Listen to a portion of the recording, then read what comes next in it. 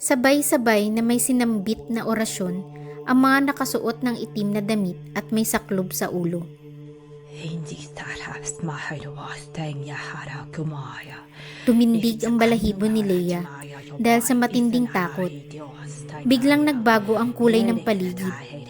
Yumanig ang lupa at ang sahig ay dahan-dahang bumuka. Kulay pulang liwanag ang bumalot sa paligid. Mula sa bumukang lupa ay lumitaw ang isang malaking itim na kamay.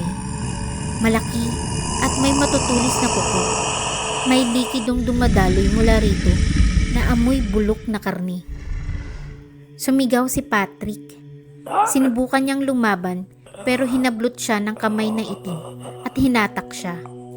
Napunit ang kanyang balat at nabali ang mga binti at braso.